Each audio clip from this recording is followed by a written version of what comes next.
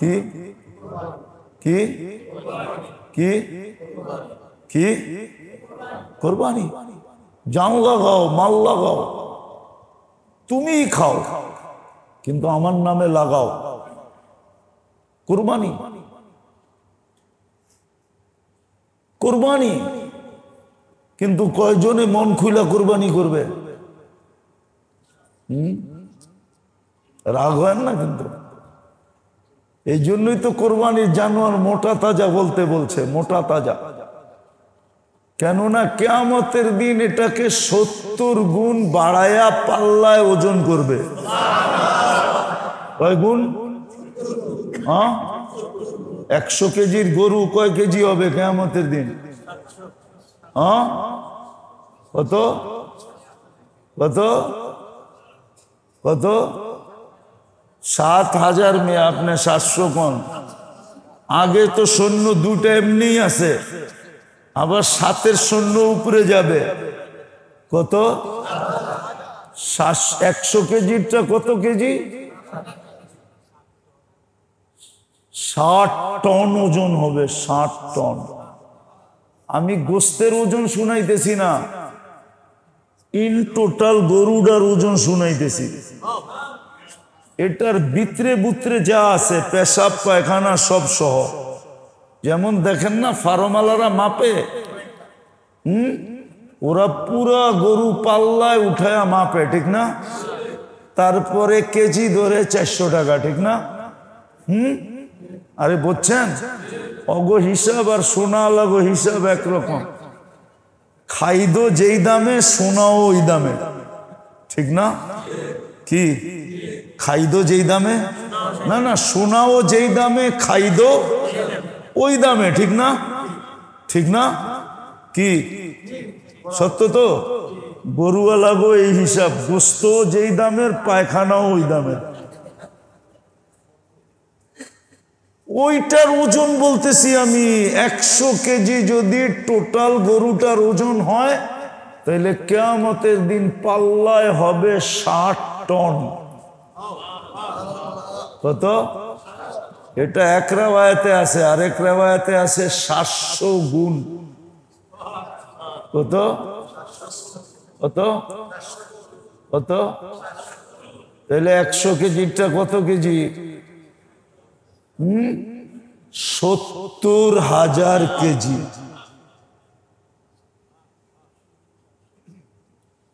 70,000 KG. এই জন্য এই মাসের ভিতরে কদর দিছেন। কদর করো, মাসের কদর করো, রাত্রের করো, দিনের করো। খুব 10 দিন ইবাদতের ভিতরে জোর লাগাও। আবার কোরবানির দিন মন খুইলা কোরবানি করো। কোরবানির দিন মন খুইলা কোরবানি করো, মন খুইলা, কৃপণতার সাথে না। দিলে ব্যথা নিয়া না, যে মাইসে কি কইব, না দিলে মাইসে কি কইব, ঠিক না? এরকম না, মন খুইলা কোরবানি করো, মন খুইলা কোরবানি করো। আচ্ছা গরু না পারো, ছাগল করো, মন খুইলা করো। সেমন দেখা শুনা কিনো, নাদুস নুদুস দেখা কিনো। উচিত তো ছিল, কিন্তু কাকে বলবো? আল্লাহর রসুল তো সর্বশেষ বিদায় হজে সমস্ত উম্মতের পক্ষ থেকে কোরবানি করছিলেন। উম্মতের উচিত ছিল আল্লাহর রসুলের পক্ষ থেকে একটা একটা গরু কোরবানি করা, কিন্তু উম্মত তো এক নামও দিতে চায় না। একটা দিবে তো দূরের কথা, এক নামও তো দিতে চায় না। কয়জন আছে আল্লাহ রসুলের নামে কোরবানি করে মুস্তাকিল কিনা, যে এটা আল্লাহ রসুলের নামে করলাম, উনি আমার জন্য করছে, আমি ওনার জন্য করলাম। আল্লাহ রসুল তো আমাদের জন্য কোরবানি করছেন। কোরবানির এখনো সময় আছে, ওলামাদেরকে জিজ্ঞেস করে নিয়েন আপনার উপরে কোরবানি ফরজ কিনা, কোরবানি কার উপরে ফরজ, ওলামাদের থেকে জিজ্ঞেস করে নিয়েন। কোরবানির মাসলা জিজ্ঞেস করে নিয়েন ওলামাদের কাছ থেকে। আলহামদুলিল্লাহ আপনাদের এখানে ওলামা আছে, মাদ্রাসা আছে। আর যাত্রাবাড়ি তো মাদ্রাসার ডিপু। কি মাদ্রাসার? হ্যাঁ, ডিপু মাদ্রাসা, কদমে কদমে মাদ্রাসা, ঠিক না? ওলামাদের কাছ থেকে জিজ্ঞেস করেন। নাইলে একদিন প্রোগ্রাম বানান যে দাওয়াত দিয়া, যে ওই দিন শুধু কুরবানির মাসলা বয়ান হবে, আমরা শুনবো। আনেন ওলামাদেরকে দাওয়াত দিয়া, আনেন একদিন, এখনো তো সময় আছে। একদিন করেন, একদিন নির্ধারণ করেন যে ওই দিন লাল মসজিদে শুধু কোরবানির মাসলা ওলামারা বয়ান করবে, আপনারা শুনবেন। একটা দিন নির্দিষ্ট করেন, কইরা ওই দিন কোরবানির মাসলা শোনেন শুধু। কেননা কোরবানি এটা হলো মালি প্রতিযোগিতা, মাল, কোরবানি, কোরবানি, কোরবানি করো। জিলহজের ভিতরে জানও লাগাও, মালও লাগাও, জানও লাগাও, মালও লাগাও, মালও লাগাও। আমরা করি না। আমরা আরব গড়ে যতই খারাপ বলি না কেন, আমরা আরব গড়ে যতই খারাপ বলি না কেন, ওদের কোরবানির নিয়ম ভিন্ন, আমাদের নিয়ম ভিন্ন। আমরা তো কোরবানি করি গোস্ত খাওয়ার জন্য। কি কি রাগ হয়ে গেলেন মনে হয়? সারা বছর ফ্রিজে রেখা কি কি খামু খামু, ঠিক না? হ্যাঁ, কি রাগ হয়ে গেলেন? আমরা তো কোরবানি করি গোস্ত খাওয়ার জন্য, ঠিক না? আরবরা কোরবানি করে গোস্ত খাওয়ার জন্য না। আমার লোকে চলেন, আমি এর থেকে দেখায় দিব। এক এক জনে এক এক দেশে বুক করে, আফ্রিকার গরিব গরিব দেশগুলাতে কেউ 1000, কেউ 2000, কেউ 3000, ওদিকে সস্তা পাওয়া যায়। 2000, 3000, 5000, 7000, 10,000, 200, 150, 10, 5, ওরা ওইদিকে বুক করে, গরিব গরিব দেশে বুক করে কোরবানি। এবং গরিব গরিব দেশে ওরা কোরবানি দিয়ে বলে তোমরা গোস্ত বাট করে নিয়ে আনিবা। এটার নাম হলো কোরবানি। গরিব গরিব এলাকায় যান, ওইখানে আপনি বুক দেন। আপনি আপনি ভাবেন উশৃঙ্খলা হবে, আপনি মাদ্রাসা করে দায়িত্ব দেন। গ্রামগঞ্জে মাদ্রাসা বড়া, ওদেরকে বলেন যে হুজুর আমি 2টা গরু দিলাম, আপনারাও নিবেন, আপনাদের এলাকার গরিবদেরকেও আপনাদের হাতে ভাগ করে দিয়ে দিবেন। আমি সঠিক বন্টনের জন্য আপনাদের হাতে দিলাম বলে দেন। ধনীরা যদি এইভাবে করত, এইভাবেই কোরবানির নিয়ম ছিল। কোরবানির নিয়ম এইভাবেই। এই জন্য বলতেছিলাম যে 2 ইবাদতের মৌসুম চলে আসছে। আজকে আমাদের ভিতরে চিন্তা নাই যে আল্লাহ আমাদের জন্য কতটুকু করতেছে। গড়ালি তো সারাদিনই বলে তোমার জন্য কি না করলাম, তুমি আমার লেগা কি করলাম। ছেলে সন্তান তো সারাদিনই বলে আমরা কি না করতেছি, তোমরা কি করলাম। ভাই ভাইকে তো সারাদিনই বলে আমি কি না করলাম তোদের জন্য, তুই কি করলি আমার জন্য। আল্লাহ মাঝে মাঝে বলে বান্দা 24 ঘন্টা তোর জন্য কি না করি, বল তুই আমার জন্য কি করতেছিস। এটা চিন্তা করা উচিত।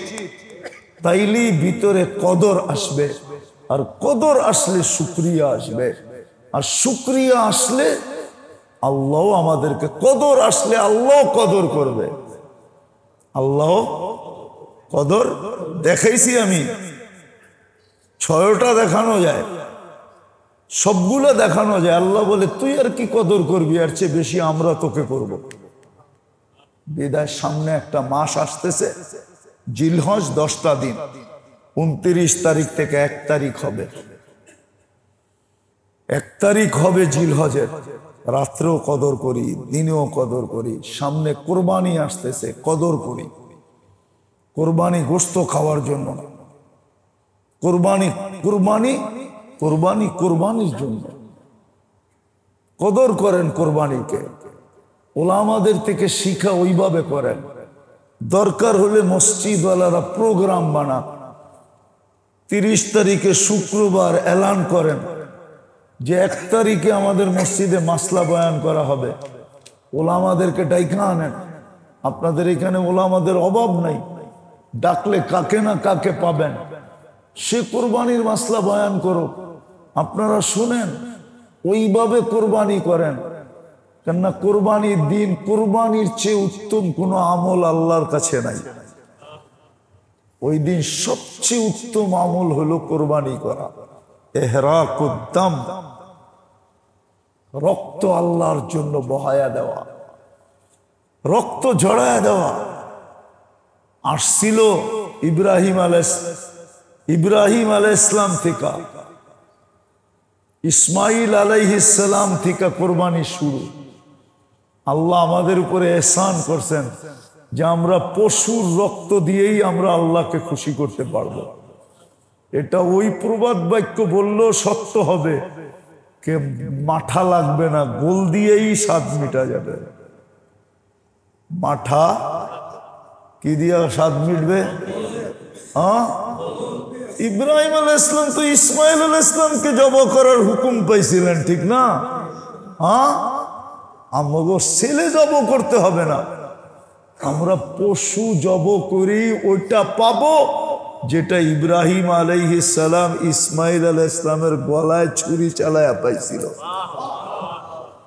তাইলে কি মাঠার স্বাদ বলে মিটলো না? না, মিটলো না।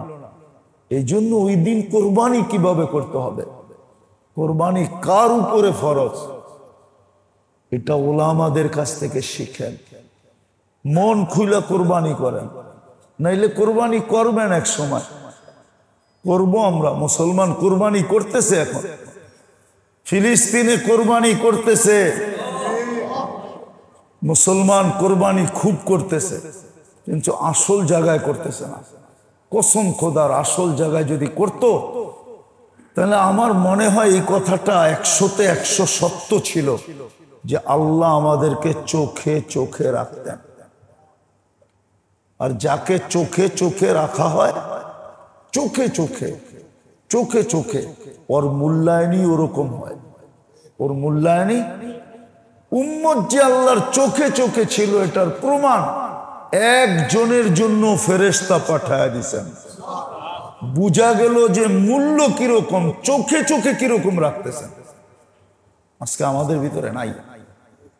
এই জন্য ওলামাদের কাছ থেকে দুটা তো আমি বইলা দিলাম, 10 রাত্র কাজে লাগান, 10 দিন কাজে লাগান।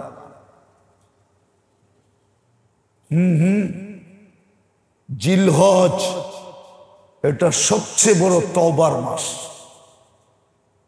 আরাফায় যায় হাজিদেরকে হুকুমই এটা, তওবা করো, এতটুকু করো, এতটুকু করো যেরকম আমরা তোমাদের বাবারটা মাফ করে দিছি, ওই দিকে তাকায় তোমাগরটা মাফ করে দিন। যেরকম তোমাদের মাঠটা মাফ করে দিছি, আমাদের আদি বাবা আদম, আদি মা হাওয়া, এই দুইজনেরটা যেরকম মাফ করে দিছি আরাফার দিন। আরাফার দিন কয় জিলহজ? 9 জিলহজ, ঠিক না? হ্যাঁ, এরকম ভাবে মাফ চাও যে আমরা তোমাগরটা যেন মাফ করে দিই। এই জন্য রাত কাজে লাগানো, দিন কাজে লাগানো। 10ম দিন কোরবানি, মন খুলে কোরবানি করে। আমি দুঃখে বলতেছি আপনাদেরকে, দুঃখে, নাহলে বলতাম না। আমার দুঃখ না, আমি কোরবানির দিন এরকম এরকম মসজিদে খবর নিছি যে সারা দিন পার হয়ে গেছে, পাকানো এক টুকরা গোশত মসজিদে আসে না। ঢাকা শহরে আছে। রাগ হয়ে গেলেন না? মনে আবু ভাই রাগ হয়ে গেছে। মসজিদের ইমাম খাদেম মুয়াজ্জিনের জন্য সারা দিনে কাঁচা গোশত তো দূরের কথা, কোনো বাড়ির থেকে পাকানো এক টুকরা গোশত আসে না। ঢাকা শহরে এরকম মসজিদ আছে, এই পুরান টাউনে আছে, পুরান টাউনে সবাই নিজের কোরবানি নিয়ে ব্যস্ত থাকে আর নিজেদের খাওয়া দাওয়া আত্মীয় স্বজন নিয়ে ব্যস্ত থাকে। জামাই বাড়ি রান পাঠাইতে হইব, এটাই তো ঢাকা এগো সিস্টেম, ঠিক না? ঠিক। কেউ পুরা গরু পাঠায়া দেয়, কেউ পুরা খাসি পাঠায়া দেয়, কেউ পুরা রান পাঠায়া দেয়, আবার জামাই বাড়িতে আরেকটা রান আইয়ে, এটাই চলতে থাকে। অথচ সারা দিন পার হয়ে যায়, ইমাম মুয়াজ্জিনের খাদেমের জন্য এক টুকরা গোশত মসজিদে আসে না। এমন হয় যে ওরা আলু ভর্তা দিয়ে ওই দিন খায়। আপনাদের মনে হয় বিশ্বাস হয় না? হয় বিশ্বাস না? আবু বইয়ের হয় না? হয় বিশ্বাস? আমি চলে না, আমি দেখাই দেবো পুরান টাউনের মসজিদ, নিউ টাউনে দেখাই দেবো। হ্যাঁ, পরের দিন খবর হয়েছে, হায় ইমাম সাহেবের তো মসজিদে তো কিছু দিলাম না, পরের দিন। কিন্তু প্রথম দিনে ওর দিল দিয়া যে দুয়া উঠছে, ওই দুয়া পুরা এলাকার জন্য যথেষ্ট হয়ে গেছে। প্রথম দিন দিল দিয়া যে দুয়া বাইরেছে, দুয়া, দুয়া বোঝেন? মনে হয় বোঝেন না, কেন? ও তো বাড়িতে যেতে পারে না, ঠিক না? হ্যাঁ, ওর দিল দিয়া ব্যথার যে ধোঁয়া বাইর হইছে, ওটাই এলাকাবাসীর জন্য যথেষ্ট হয়ে গেছে, বরবাদির জন্য যথেষ্ট হয়ে গেছে। পরের দিন আপনার মনে উঠলে কি হইব? তো মেরে দোস্ত, ওলামাদের থেকে শিখেন।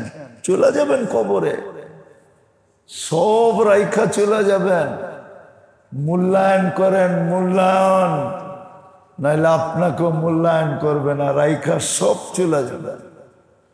যাদের হাতে উঠায় দিয়া যাবেন ওরাও মূল্যায়ন করবে না।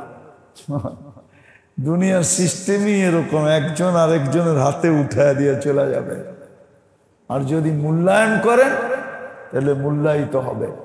মূল্যায়ন যে করছে সে যায় দেখেন বুক করতেছে। আঙ্গুল দিয়া দেখামু, রাগ হয়ে যাবেন না? হয়েও যেতে পারেন। বলমু এই মসজিদের জায়গা যে দিয়া কবরে চলে গেছে, ওর কবরে যে খবর নিয়ে দেখেন ও কেমন পাইতেছে। কেউ তো দিয়া গেছে, এটা ঠিক না? না দিয়া যায় না? হ্যাঁ, কেউ দিয়া যায় না? দিয়া গেছে। হ্যাঁ, নাও দিতে পারতেন, ঠিক না? একটা বিল্ডিং বানাইলে মোটামুটি 4টা ইউনিট তো হইতো এখানে, ঠিক না? ভাড়া তো উঠতো, ঠিক না? কিন্তু মূল্যায়ন করে গেছে। এখন দেয় দেখেন কবরে কেমন পাওয়া পাইতেছে। খোদা, আল্লাহর জিকির ছাড়া একটা ফালতু কথাও কখনো কারো মুখ দিয়ে বাহির হইতো না। আর 24 ঘন্টা আমাদের মাথা আল্লাহর সামনে ঝুঁকা থাকতো। কোনোদিন কোনো মানুষ অহংকারী হতো না, সব সময় মাথা নত থাকতো। নিজেকে 24 ঘন্টা ছোট ভাবতো, ছোট। যদি এই কথা ভাবতো যে আল্লাহ আমার উপরে ডেলি কতটুকু ব্যয় করেন, আল্লাহর ব্যয়ের মাধ্যমে আর সেবার মাধ্যমেই কিন্তু আমরা বেঁচে আছি।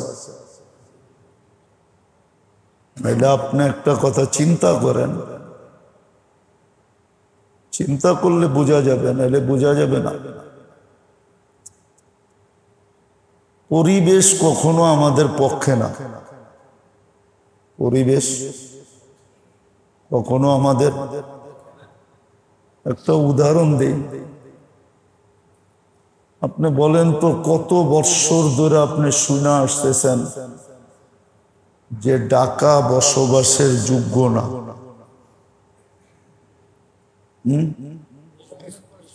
কত বছর ধরে শুনে আসতেছেন ঢাকার পরিবেশ তো আমাদেরকে বসবাসের যোগ্য না। এই কথা 2, 4, 20, 30 বছর আগের থেকে শুনে আসতেছি। ড্রেন ব্যবস্থা, পানির নিষ্কাশন ব্যবস্থা, কি মশার উপদ্রব, ঠিক না, দুর্গন্ধ, ময়লা ছয়লা, 20-30 বছর ধরে শুনে আসতেছি ঢাকা বসবাসের যোগ্য। আপনাকে ঢাকার ভিতরে 2.5-3 কোটি মানুষকে কে সুস্থতার সাথে বাঁচায় রাখতেছে? এটা কি কখনো ভাবছেন? তাহলে বোঝা গেল ঢাকার পরিবেশ আমাদের পক্ষে না। পরিবেশ কিন্তু আমাদের পক্ষে কে? যার কারণেই তো আমরা বেঁচে আছি, ঠিক না? নাহলে পুরা ঢাকাটাই একটা হাসপাতাল হওয়ার কথা ছিল। পুরা ঢাকাটা একটা, সবাই যার যার জায়গায় অসুস্থ হয়ে পড়া থাকতো, আর নাইলে ছাইরা চলে যেত। কিন্তু ছাড়তে তো আসে না কেউ, আরো আইসা ঢুকতেছে, ঠিক না? পরিবেশ আমাদের পক্ষে না। এই জন্যই আমি বলতেছিলাম যে আসলেই যদি আমরা ভাবতাম যে আল্লাহ আমাদের পিছনে ডেলি কত ব্যয় করতেছেন, এটা যদি হিসাব করতাম, তাহলে সবার মুখ দিয়া 24 ঘন্টা শুধু আল্লাহ আল্লাহ বাহির হতো। সবাই 24 ঘন্টা আল্লাহকে ডাকতে থাকতো। কারো মাথা কখনো কেউ উঠন্ত দেখতো না, সদা সর্বদা দেখতো ঝুঁকন্ত। এই জন্যই তো আল্লাহ অভিযোগ করেন। অনেক সময় আপনজনও আপনজনকে বলে, এত কিছু করলাম তারপরও তোদের মন পাইলাম না। বলেন না? বলেন না? বলছেন এই পর্যন্ত 2 একবার? না মনে হয় বলেন নাই। বলেন নাই? না মনে হয় বলেনই না। এত করি তারপরও তবু মন পাই না। আল্লাহ মনে হয় এরকমই বলতেছে, কালিলুম মিন ইবাদিয়াশ শাকুর। এত করি, এত সেবা, এত যত্ন, এত খেয়াল, এত চোখে চোখে রাখি, তারপরও তোমরা আমার শুকরিয়া আদায় করো না। এই জন্যই কোরআনে বলছে, ইন শাকারতুম, যদি তোমরা শুকরিয়া আদায় করতা তাইলে আমি তোমাদেরকে শাস্তি দিয়ে কি করব? শাস্তি দেওয়ার প্রয়োজন ছিল না। যদি তোমরা একটু শুকরিয়া আদায় করতা, মুখ দিয়েও যদি করতাম। রাগ হয়ে যায় না? এখানে বেশিরভাগ লোকই জানে না। কয়জন জানে এটাও আমি জানি না, যে ডেলি একবার এই দোয়া পড়লে 24 ঘন্টার শুকরিয়া আদায় হয়। ওই দোয়াটাও তো শিখি না। সকালে পড়লে সন্ধ্যা পর্যন্ত নেয়ামতের শুকরিয়া আদায় হয়, একবার পড়তে হয়। একবার মনে হয় বলছিলাম এখানে,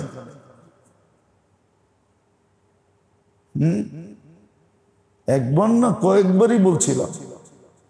আবার সন্ধ্যায় পড়লে সকাল পর্যন্ত নেয়ামতের শুকরিয়া আদায় হয়ে যায়।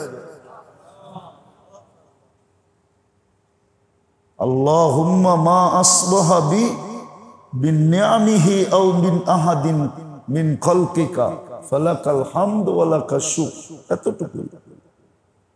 এতটুক যদি কেউ পড়ে, সকালে যদি পড়ে এতটুকু, শুধু সকালে পড়বে, সন্ধ্যা পর্যন্ত শুকরিয়া আদায় হয়ে যাবে। সমস্ত নেয়ামতের শুকরিয়া আদায় হয়। রাত দিনের নেয়ামতের শুকরিয়া আদায় করার, আল্লাহুম্মা মা আসবাহা বি মিন নি'মাতিন আও বি আহাদিন মিন খালকিকা ফামিনকা ওয়াহদাকা লা শারীকা লাক ফালাকাল হামদু ওয়া লাকাশ শুকর। এতটুক পড়বে, খালি এতটুক পড়বে। ফজরের পরে যে পড়বে, সারা দিনের নেয়ামতের শুকরিয়া আদায় হয়ে যাবে। ফজরের পরে পড়তে হবে মা আসবাহা বি মিন নি'মাতিন আও বি আহাদিন মিন খালকিকা ফামিনকা ওয়াহদাকা লা শারীকা লাক ফালাকাল হামদ ওয়া লাকাশ শুকর। আর মাগরিবের পরে পড়বে আল্লাহুম্মা মা আমসা বি মিন নি'মাতিন আও বি আহাদিন মিন খালকিকা ফামিনকা ওয়াহদাকা লা শারীকা লাক ফালাকাল হামদু ওয়া লাকাশ শুকর। বলেন এতটুক পর্যন্ত তো আমরা পড়ি না। তো যেটা বুঝাইতেছিলাম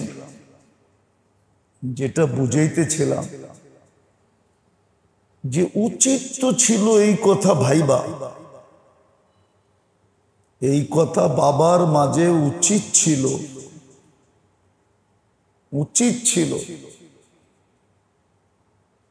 যে 24 ঘন্টা আল্লাহ আমার উপরে ব্যয় করেন, আমাকে সেবা দেন, আমাকে চোখে চোখে রাখেন।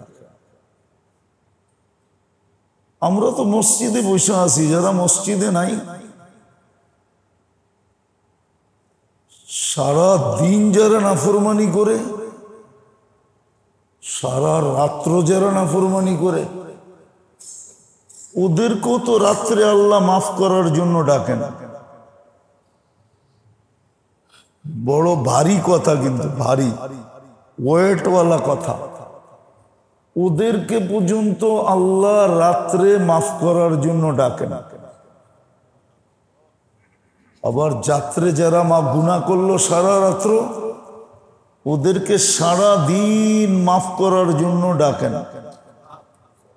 নাইলে হাদিস কেন আসতো ইয়াবসুতু ইয়াদাহু নাহারান, সারাদিন হাত প্রসারিত করে রাখেন, হাত্তা ইয়াতুবা মাসিআল লাইল, রাত্রের নাফরমান যেন দিনে সম্পর্কটাকে ঠিক করে নেয়।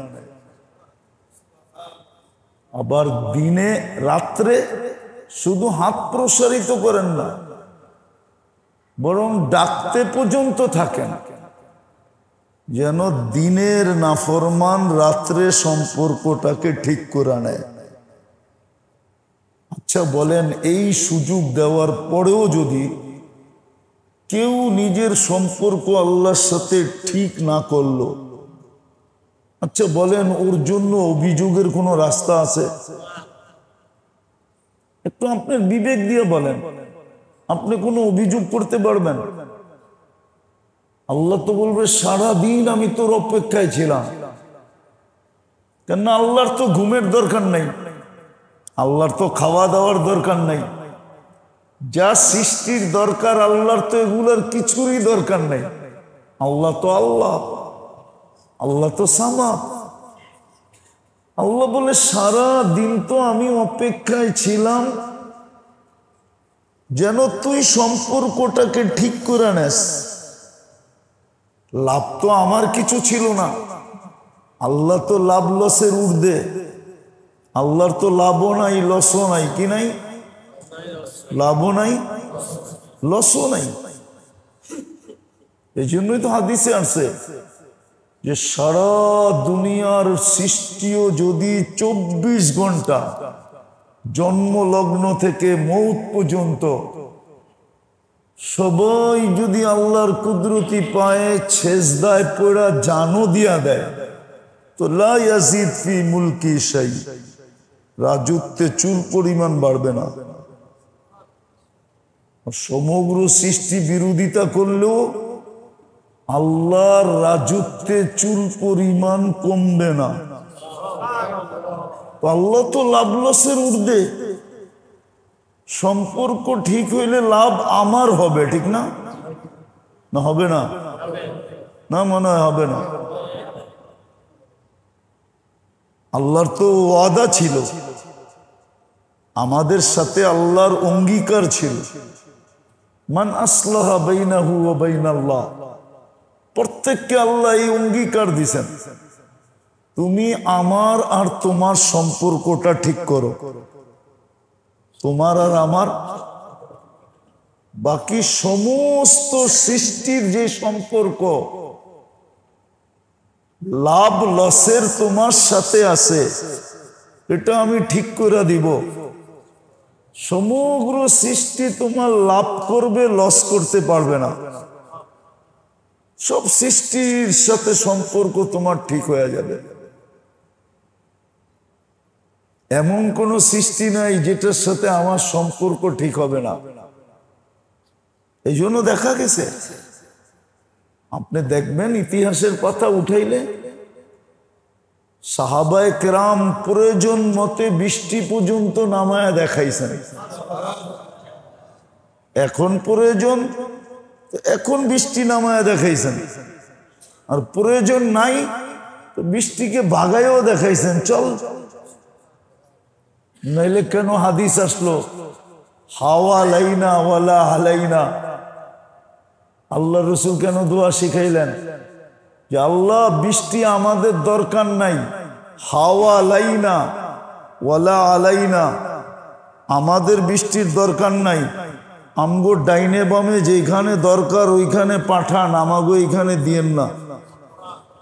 তাহলে এই দোয়া কেন শিখাবে? আবার যখন দরকার তখন আবার দোয়া শিখাইছেন সাইয়্যিবান নাফিআ, আল্লাহ বৃষ্টি এতটুক দেন যেন রোডে পানি না জমে, রোডে গলিতে যেন পানি না ওঠে, এতটুক দেন। সাইয়্যিবান নাফিআ দেন, কিন্তু উপকার যতটুক অতটুক দিয়েন, অপকার যেন না হয়। এই জন্য বললাম রোডে যেন পানি না ওঠে, গলিতে যেন পানি না হয়, খেতে যেন অ্যাক্সেস না হয়। তাহলে এই দোয়া আপনাকে কেন শিখাবে? এই দোয়া আপনাকে কেন শিখাবে? এই জন্যই শিখাইছেন যে নিজের সম্পর্ক আল্লাহর সাথে ঠিক করো। তোমার সম্পর্ক সৃষ্টির সাথে আমরা ঠিক করে দিব। আসলাহাল্লাহু বাইনাহু ওয়া বাইনা খালকি, তো সৃষ্টি তোমার উপকার করবে, অপকার করবে না। এই জন্য হাদিসে আছে আমরা তোমাদেরকে বৃষ্টি দিয়া রাত্রে মিষ্টি ঘুম পড়াবো, দিনের বেলা তোমাদেরকে কোনোদিন আমরা বৃষ্টি দিয়া বিরক্ত করব না।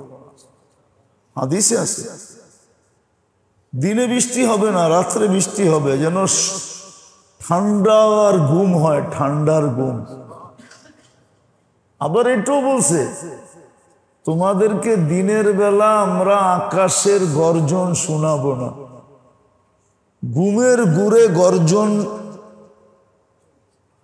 আকাশ গর্জিবে, বিদ্যুৎ চমকাবে, আওয়াজ হবে, কিন্তু এটা ঘুমের ঘুরে চলে যাবে, ঘুমের ঘুরে। দিনের বেলা তোমাদেরকে শোনাবো না। তো যেটা বুঝাইতেছিলাম, আফসোস তো এখানে না কেউ ভাবে। যদি ভাবতো যে আল্লাহ আমার জন্য কতটুকু করতেছেন, কথা এখান থেকে বাহির হয়ে গেছে। কথা এইখান থেকে যে তোমার জন্য কি না করলাম, তোমার জন্য কি, তারপরও তো তুমি একটু শুকরিয়া আদায় করলা না, একটুও মুখ দিয়া থ্যাংক ইউ বললা না। আল্লাহ তো এটাই বলে। এই জন্যই তো সূরা আর রহমানে একটু পরে পরে আল্লাহ বলছেন যে আমি তোমার জন্য কিনা করলাম। ৯৬টা গণাইছেন যে আমি ৯৬টা নেয়ামত তোমাদেরকে দিছি, বলো তোমরা তার বিনিময়ে শুকরিয়া আমার কতটুকু করছো। ফাবিআইয়ি আলাই রাব্বিকুমা তুকাযযিবান, এটার এক অর্থ হইল বাতা তুনে মেরে লিয়ে কেয়া কেয়া, বল তুই আমার শুকরিয়া আদায় কতটুকু করলি। আমি তো তোর জন্য এটা করলাম, এটা করলাম, এটা করলাম, এটা করলাম, এটা করলাম। তোরা নিজেরাই বলতেছিস এই শহরটা বসবাসের যোগ্য না, কোনো দিক দিয়ে যোগ্য না, তারপরও আমি তোদেরকে সুস্থ সবল রাখতেছি। সুস্থ সবল, অক্সিজেন আজ পর্যন্ত দূষিত হইতে দেই নাই। হাজারো জিনিসকে আমি দূষিত হইতে দেই নাই, এখনো দেই নাই।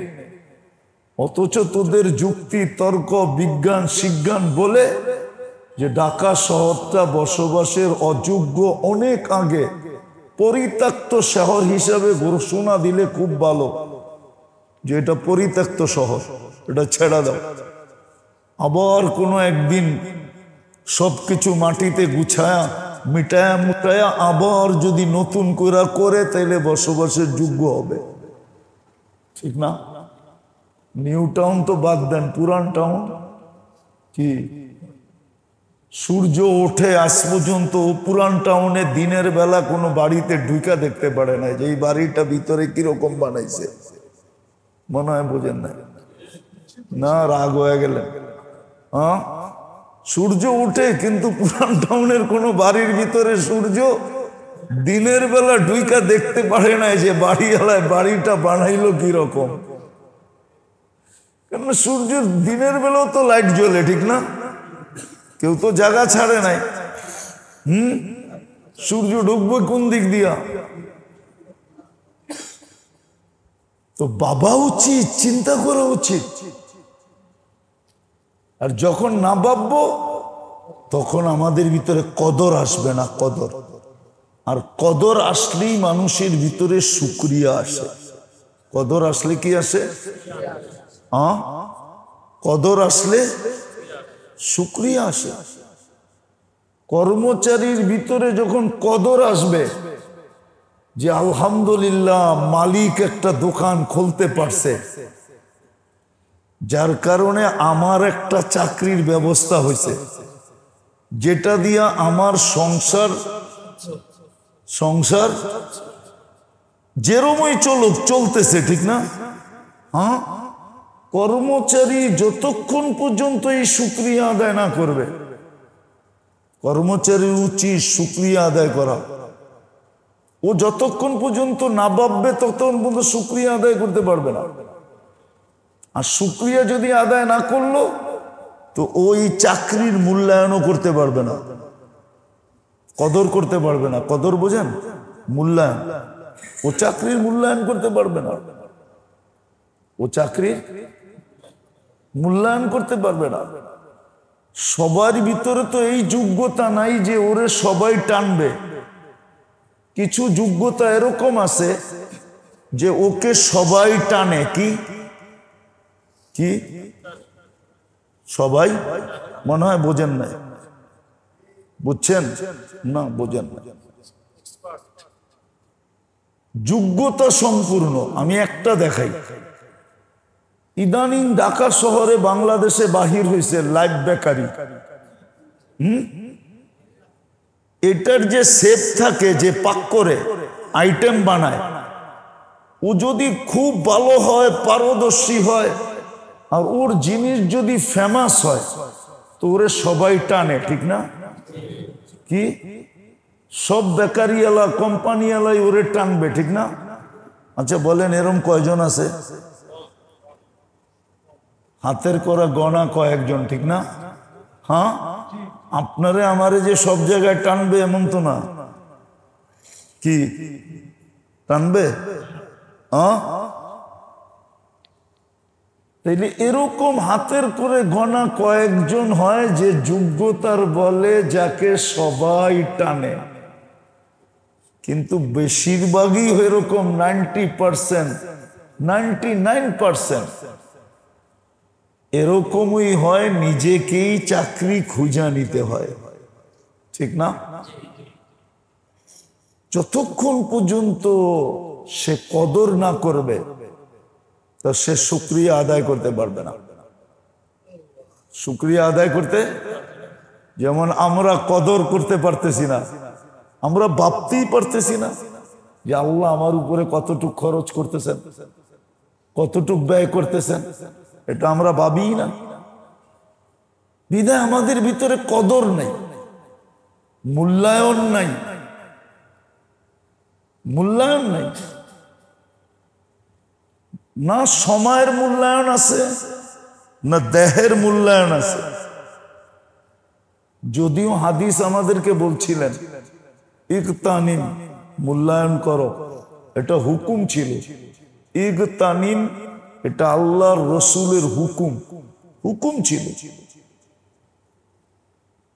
তুমি তোমার শরীরের মূল্যায়ন করো, যেটাকে আরেক শব্দ দিয়া বলছেন সেহরাতুকা ক্বাবলা হারামিকা, সুস্থতার মূল্যায়ন করো অসুস্থ হওয়ার আগে।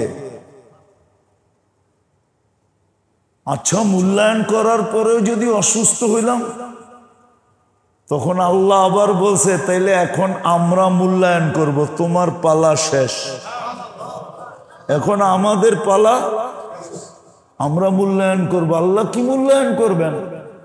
আল্লাহ বলে আনিনুল মারিজি তাসবিহুন, তুমি আহ আহ করবা রোগে, আমরা সুবহানাল্লাহর সওয়াব লিখতে থাকব। তুমি সারা দিনে যতবার আহ বলবা অতবার সুবহানাল্লাহর সওয়াব লেখা হবে।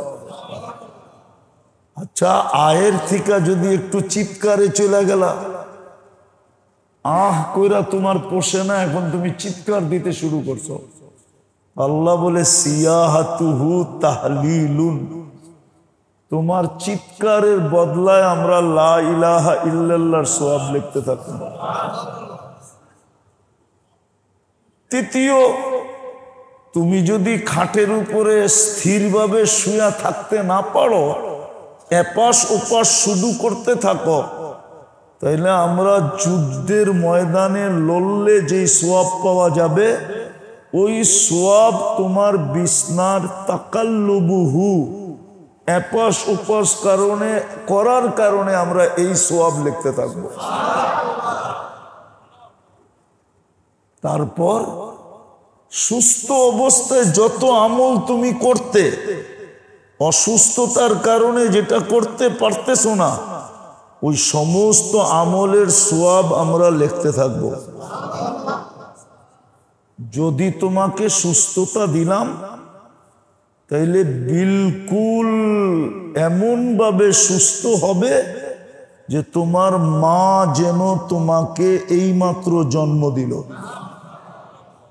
আর যদি এই রোগেই তোমার মৌত হয়ে গেল, তাইলে বেনিফিট তোমাকে আমরা এতটুকু দিব যে আমরা নিষ্পাপ করে তোমাকে তুলে নিব।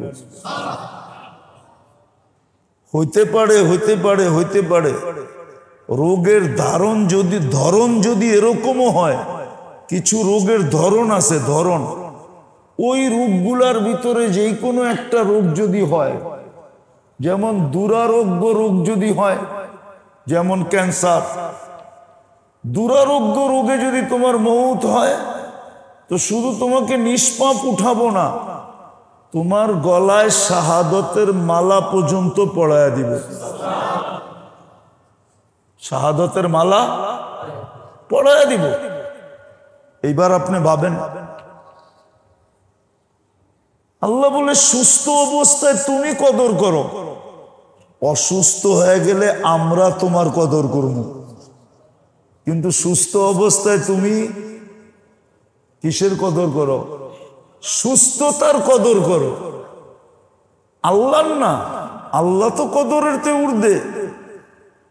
তোমাকে যে আমি সুস্থতা দিলাম, এটার কদর তুমি করো। দেখেন, দাঁত কিন্তু একবার পড়া উঠছে, ঠিক না? একবার পড়া উঠছে না, আর একবার পড়লে কিন্তু উঠবে না। বলছে আরেকবার পড়ার আগে তুমি কদর করো।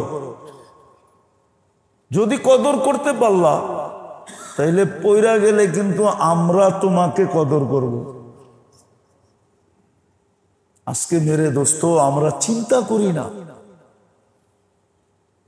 এই জন্যই তো কোরআন বলছে আম্মা বিনিআমাতি রাব্বিকা ফাহাদ্দিস। আমি যে তোকে 24 ঘন্টা কি দিতেছি, এটা মাঝে মাঝে চিন্তা করিস। চিন্তা করিস, এই চিন্তারও তোকে আমি সওয়াব দিব। আল্লাহ চিন্তার সওয়াব কি দিবেন এটাও বলে দিছে, লা তাফাক্কুরু সাআ। প্রত্যেক মুহূর্তে 60-70 বৎসরের নফল ইবাদত দিতে থাকবো। আমি যে তোকে সারাদিন দিতেছি, তুই চিন্তা করিস। চিন্তা তোকে কদরের উপরে উঠাবে, কদর করা শিখাবে। আর কদর তোর মুখের থেকে কৃতজ্ঞতার শব্দ বের করবে। মাঝে মাঝে তুই বলবি আল্লাহ আপনার শুকরিয়া, বলবি, তখন কদর হবে। আর যখন কদর হবে, এই জন্যই তো দেখাইলাম না, সুস্থতার কদর শিখাইছেন, হায়াতের কদর শিখাইছেন।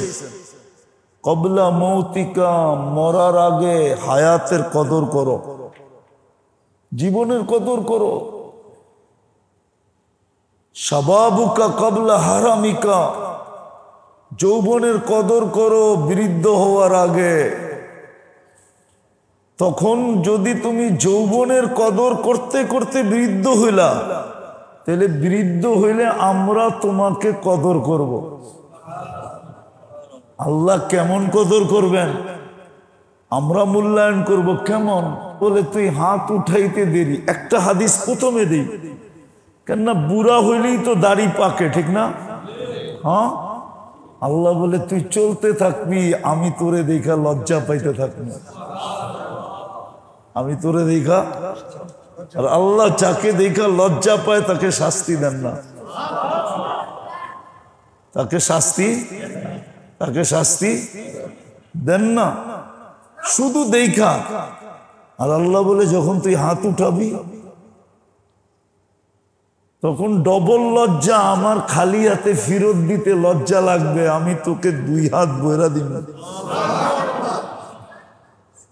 শুধু তোকে দিব না, তুই যার জন্য চাবি তাকেও দিব। এইবার বলেন কেমন কদর? আল্লাহ বলে যৌবনের কদর কর। তো বুড়া হইলে দেখ আমি তোর কিভাবে কদর করি। হায়াতের কদর কর, দেখ মরার সময় আমরা তোকে কিভাবে কদর করি। কদর বোঝেন তো কি? মূল্যায়ন। দেখ আমরা কেমন কদর করি, আল্লাহ কেমন কদর করবেন। তো বলে এর চেয়ে আর বড় কদর কি হইতে পারে? আমি ফেরেশতাকে পাঠায় দিব তোকে প্রটোকল দিয়া নিয়ে আসার জন্য। কোরআন বলে তাতানাজ্জালু আলাইহিমুল মালাইকা, আমি ফেরেশতা পাঠাবো তোকে প্রটোকল দিয়ে নিয়ে আসার জন্য। আবার প্রটোকল দিবে না, ফেরেশতা সারা রাস্তায় বলতে থাকবে আল্লাহ তাখাফু ওয়ালা তাহজানু, আপনার কোনো ভয় নাই। আমরা সাথে থাকতে আপনার ভয় কিসের? আপনার কোনো চিন্তা নাই, আমরা সাথে থাকতে আপনার চিন্তা কিসের? অবয় দিতে দিতে নিয়ে আসব। আবার কতক্ষণ সঙ্গে থাকবে এটাও বলবে, ফিদ দুনিয়া ও ফিল আখিরা। আখেরাতে সদা সর্বদা আমরা তোমার সঙ্গে থাকব। দুনিয়াতে ছিলাম কিন্তু নিজেকে নিজে দেখাইতে পারি না, ছিলাম কিন্তু নিজেকে নিজে, শুধু নিজেকে নিজে দেখাইতে পারি না এটাও না, নিজেকে নিজে দেখাইতে পারি না, আর তোমার জন্য কি করতেছিলাম এটাও বুঝাইতে পারি না, দেখাইতেও পারি না, কি বুঝেই তো পারি না। এখন সুযোগ আসছে, আমাদের রাজ্যে তুমি চলে আসছো। আখেরাত কার রাজ্য? ফেরেশতাদের জগৎ, ঠিক না? ফেরেশতারা বলবে আমাদের জগতে চলে আসছো, এখন দেখাবো আমাদের বন্ধুত্বের স্বাদ কি, মজা কি, আমরা কি তোমার জন্য করতে পারি। আল্লাহ বলে তুমি হায়াতের কদর করো, তো আমরা মৌতের সময় তোমার কদর করব। চলেন একটা হাদিস মনে উঠলো, শুনায়া দেই। কিছু লোকের মৃত্যু এরকম হয় যে মালাকুল মৌতকে সরায় দিয়া আল্লাহ স্বয়ং নিজের কুদরতি হাত দিয়া রূহ নেন।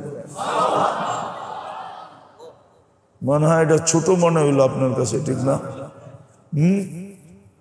কি মেরে সুবহানাল্লাহ, এত আসতে হইল গিরলে। মালাকুল মৌতকে আল্লাহ সরায় দেন, বলেন তুমি সরো,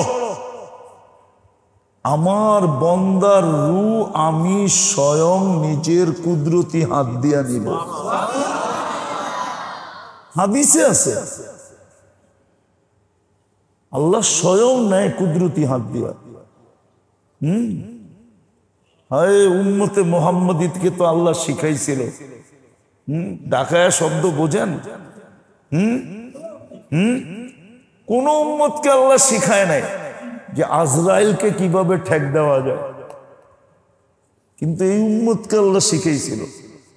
এই জন্য শাহাদাতের প্রকার 56টা রাখছেন। কয়টা? 50-এর পরে আরো 6। কয়টা? 56টা শাহাদাতের প্রকার রাখছেন এই উম্মতের জন্য। আল্লাহ যেন বুঝাইতে চাইছে উম্মতে মুহাম্মাদী 1.25 লক্ষ উম্মতের ভিতরে কেউ আজরাইলকে ঠেক দিতে পারে নাই। আমি তোমাদেরকে শিখাইয়া দিতেছি, শাহাদাতের প্রকার 56টা রাখলাম, তোমরা যেন আজরাইলকে ঠেক দিয়া দিতে পারো। কেননা যে শহীদ হয়ে মরে সে মরে না, সে কি করে না, সে কি করে না। তাহলে আজরাইল আসলো না, আসলো না, ঠেক হইল না, হইল না। হ্যাঁ, আপনি বলবেন কবর তো দিলাম।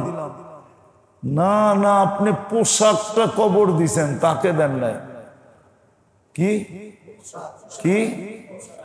চোর বাড়িতে ঢুকছে, আপনি লঙ্গিতে ধরছেন, ওই খুইলা বাইকে গেছে।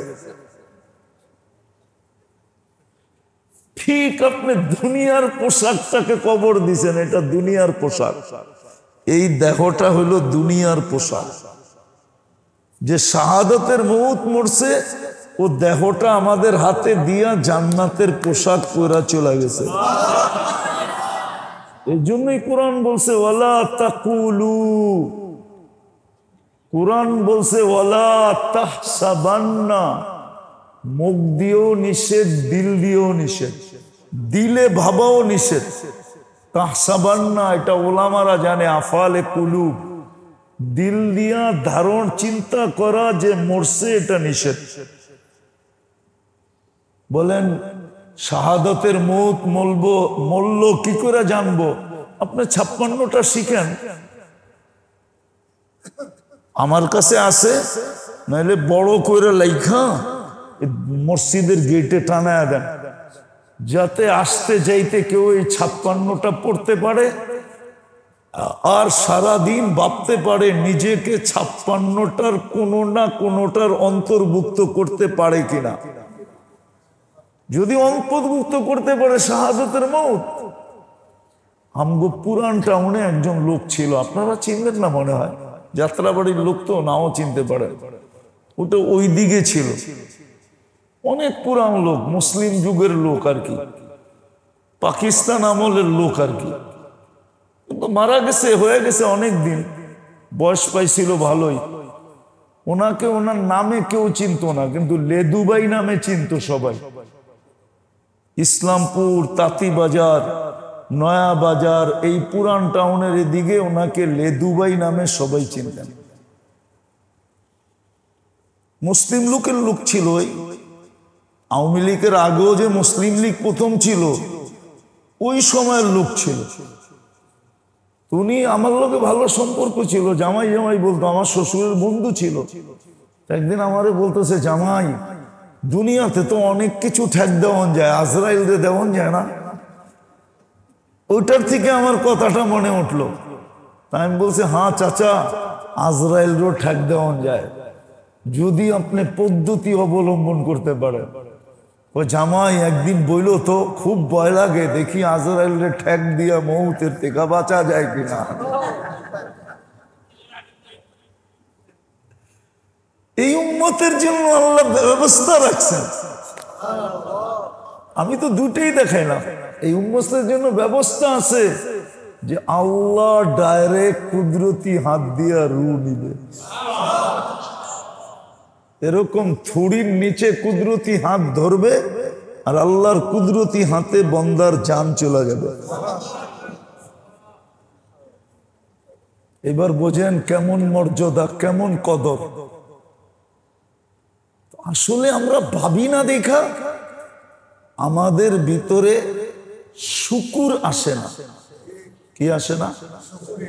আমরা ভাবি না যে আমি ডেলি আল্লাহর কতটুকু ভোগ করি। যদিও হুকুম ছিল তুমি ডেলি ভাবো, আম্মা বিনিআমাতি রাব্বিকা ফাহাদ্দিস, ভাবো তুমি আমার কত নেয়ামত ডেলি ভোগ করো। যদি ভাবি তাহলে দেখা যাবে আমার ভিতরে শুকরিয়া আসবে। কি শুকরিয়া আসবে? আর শুকরিয়া আসলে আমি কদর করব, কদর হবে। তখন দেখা যাবে আমার হায়াতের কদরও হবে, যুবক যৌবনের কদর করবে, নারী নারীত্বের কদর করবে। আজকে নারী নারীত্বের কদর করে না। নারী যদি নারীত্বের কদর করত, হায় হায় হায় হায় হায়, নারী যদি নারীত্বের কদর করত, তাহলে প্রত্যেক ঘরে নারীর চেয়ে আল্লাহওয়ালা কেউ হইতো না। দোয়া কোনো বুজুর্গরে দিয়ে দোয়া করানোর দরকার ছিল না। নারী দোয়া করত, আর আপনি দেখতেন ছাদ ফাইটা দোয়া নামতেছে। যদি এটা সত্য না হইতো, তাহলে নারী সূরায়ে মুজাদালা নামাইলো কি করে? নারী তো সূরায়ে মুজাদালা নামাইছে। হুজুরে জীবন সূরায়ে মুজাদালা আছে কোরআনে, 29 পাড়ায় মনে হয়, 28 পাড়ায় সূরায়ে মুজাদালা। খওলা বিনতে সালাবা একটা পুরা সূরা নামায় নিয়ে আসছেন, আবার নিজের পক্ষে নিয়ে আসছেন। পক্ষে আল্লাহর রসুল চুপচাপ ছিলেন, কাহিনী লম্বা। খওলা আল্লাহর রসুলের কাছে এসে অভিযোগ করছে, ইয়া রাসূলুল্লাহ, আমার স্বামী এরকম একটা কথা বলে ফেলছে, আমাকে জাহেলিয়াতের যুগ যদি দেখি তাহলে আমরা দুইজন বিচ্ছেদ হয়ে যাই। কিন্তু ইসলাম তো আসছে, আমাদের জন্য জাহেলিয়াতের নীতি রীতিনীতি চলবে, না ইসলাম নতুন কিছু আমাকে দিবে? তা আল্লাহর রসুল বলছে, খওলা এখনো ওহী আসে নাই, আগেরটাই ঠিক, তুমি বিচ্ছেদ হয়ে গেছো, হারিমতি আলাইহি। তো খওলা বলতেছে, ইয়া রাসূলুল্লাহ, আপনি একটু আল্লাহকে বলেন না, আমার ছোট ছোট 8টা বাচ্চা, আমি এগুলো নিয়ে কোথায় যাব? নতুন নতুন ইসলাম, মুসলমান হয়েছি, মুসলমান স্বামীর আঙ্গুল ধরে চলে আসছি, ভাই বেরাদর আত্মীয় স্বজনের থেকে বিচ্ছেদ হয়ে গেছে, আমি যাব তো এগুলো লয়া যাব কোথায়? 8টা বাচ্চা নিয়ে কে আমাকে নিবে? আর আমার ভিতরে তো 8টা বাচ্চা হওয়ার পরে নাইও কিছু। কি 8টা বাচ্চা হইলে কি থাকে? আল্লাহর রসুল চুপ, আগের কথাই তো। খওলা 1-2 বার বলার পরে রাগ হয়ে গেছে, উঠা চলা যেতেছে। আল্লাহ রসুল জিজ্ঞাসা করছে, খওলা কই যাও?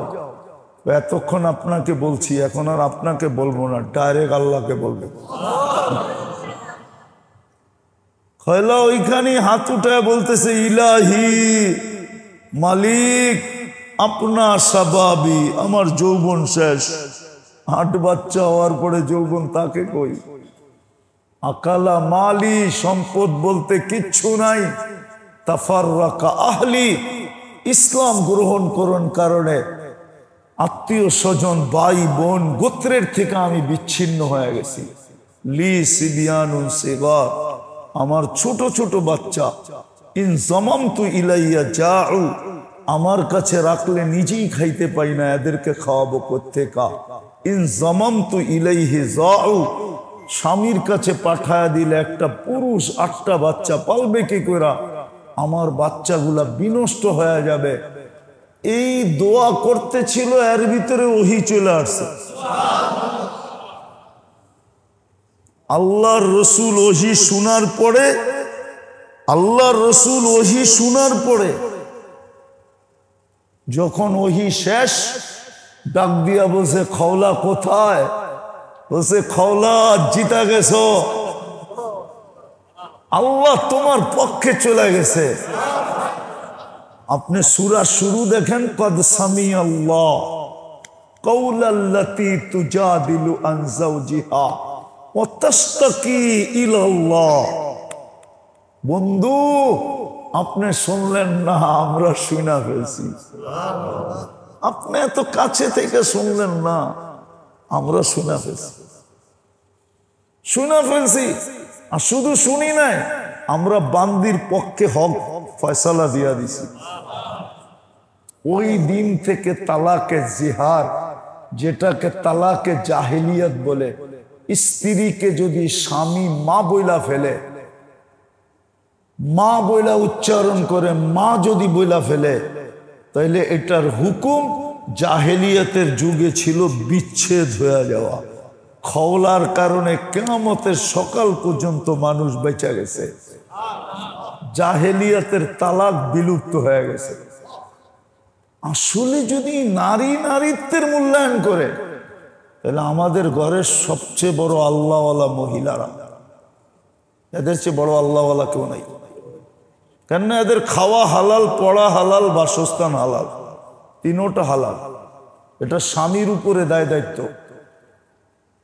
বাদ কাপড়, বাসস্থান, এর সুই থেকে নিয়ে, সুতা থেকে নিয়ে সব প্রয়োজন মেটানো স্বামীর দায়িত্ব। কার দায়িত্ব? এটাই তো সিগনেচার করে আনছেন, ঠিক না? এটা শুনেই তো বলছেন আমি কবুল করলাম, ঠিক না? না মিথ্যা কথা? এই স্বীকারোক্তি দিয়েই তো সব হালাল। ও শুধু নারীত্বের যদি একটু মূল্যায়ন করে, তাইলে ওর চেয়ে বড় অলি ঘরে কেউ নাই। যুবক যদি যৌবনের মূল্যায়ন করে, তাহলে ওর চেয়ে বড় কুতুব দুনিয়াতে কেউ নাই। কুতুব, গৌস যুবকের চেয়ে নিচে। কেউ হয়তো নাও মানতে পারে, আমার কথা নেটে যেতেছে, কেউ শুনে হয়তো নাও মানতে পারে, কিন্তু আপনি আমারটা মেনে নেন, ওই যুবকের সামনে কেউ নাই। আল্লাহ নিজে বলতেছে, লাউলা শাবাবা খুশা, এই যুবক না থাকলে আমি জমিনকে লোহার, আকাশকে লোহার, জমিনকে তামার, বৃষ্টির একটা ফোঁটা না, শস্যের একটা দানা না, একের পর এক আযাব দিয়ে সবাইকে ধ্বংস করে দিতাম। শুধু এই যুবকের কারণে কিচ্ছু করতে পারতেছি না, কেননা ও যৌবনের মূল্যায়ন করছে। আজকে আমাদের ভিতরে মূল্যায়ন নাই, চিন্তা নাই তো কদর নাই, কদর নাই তো শুকরিয়া নাই, চিন্তাই নাই। চলতেছে জীবন, চলতেছে। অথচ চিন্তা ঢুকায় দিছিল সকাল বেলায়, আসবাহতা ফালা তানতাযিরুল মাসা, সকাল করতে পারলে তো চিন্তা হয়তো বিকাল করতে পারবো না। আবার বলছে বিকাল করতে পারলে তো চিন্তা মাথার ভিতরে ঢুকাও, হয়তো সূর্য আর উঠতে দেখবো না। চিন্তা ঢুকাইছিলেন, সাহাবাদের এই চিন্তাই ছিল। এই জন্য ওনাদের কাছে প্রত্যেকটা মুহূর্তের কদর ছিল, কদর। আজকে আমাদের কাছে কদর নাই। আমি সে জায়গায় চলে আসছি, কদর নাই। আল্লাহ অনুরোধ করলো, আমাদের কাছে কদর নাই। এই যে জিকাদ মাস গেল, সামনে মুহররম আসতেছে, কি সামনে কি মুহররম আসতেছে, কিন্তু আমাদের কাছে কোনো কদর নেই। অনুরোধ থাকা সত্ত্বেও কিন্তু আমাদের কাছে কদর নেই। অনুরোধ আছে কিন্তু আমাদের কাছে কোনো কদর নাই, আমাদের কাছে অনুরোধ আছে। আপনি দেখেন আল্লাহর অনুরোধ আছে, আমি আপনাদেরকে দেখাইতেছি। কোরআন বলতেছে, কোরআন বলতেছে ইন্না ইদ্দাতাশ শুহুরি ইনদাল্লাহি 12 শাহরা ফি কিতাবিল্লাহ ইয়াওমা খালাকাস সামাওয়াতি ওয়াল আরদ মিনহা আরবাতুন হুরুম। আল্লাহ বলে, যে দিন থেকে আসমান জমিন বানাইছি তোমাদের জন্য আমি 12টা মাস নির্ধারণ করছি। এর ভিতরে 4টা মাস হলো হারাম মাস, বড় দামি মাস, বড় মূল্যায়ন মাস। আমরা মানি না, মুসলমান হয়েও পারি না, কিন্তু একটা সময় ছিল কাফের পর্যন্ত মানত। কাহিনী লম্বা হয়ে যাবে। বাহরাইন ওয়ালারা আল্লাহর রসুলের কাছে 4 মাস আসতে পারতেন, শুধু এই হারাম 4 মাস। কেননা বাহরাইন থেকে মদিনায় আসতে রাস্তার ভিতরে যে গোত্র পড়তো এটা কবিলায় মোজার বলে, মোজার। আর বাহরাইনের গোত্রকে কবিলায় আব্দে কাইস বলতেন, আব্দে কাইস। এই জন্য মশহুর হাদিস, অফদে আব্দে কাইস আল্লাহর রসুলের কাছে আসতেন। তোরা একবার আইসা বলছে, ইয়া রাসূলুল্লাহ 8 মাসই তো আসতে পারি না, 4 মাস আমরা আসতে পারি। আমাদেরকে এরকম কিছু শিখায় দেন যেন এটার উপরে আমল করে আমরা জান্নাত পর্যন্ত পৌঁছতে পারি। যদি রাস্তার খারাপ হওয়ার কারণে আর জীবনে যদি নাও আসি, তাহলে যেন আমাদের জন্য যথেষ্ট হয়ে যায়। কাফেররা পর্যন্ত এই 4টা মাসকে মূল্যায়ন করত। দুশ্মনের উপরে কোনোদিন হামলা করত না, গুনার কাজ কোনোদিন করত না। ওই 4 মাস ওরা পর্যন্ত সমীহা করত, ইজ্জত করত।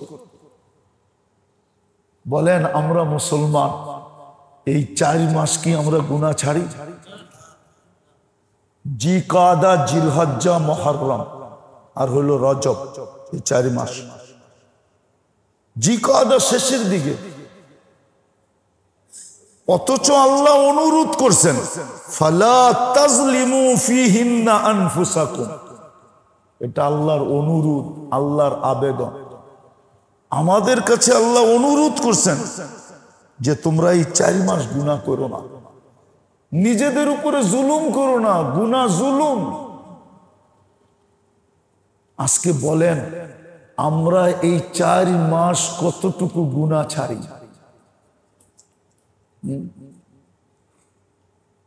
উচিত তো ছিল এই 4 মাস গুনাহ ছেড়ে দেওয়া।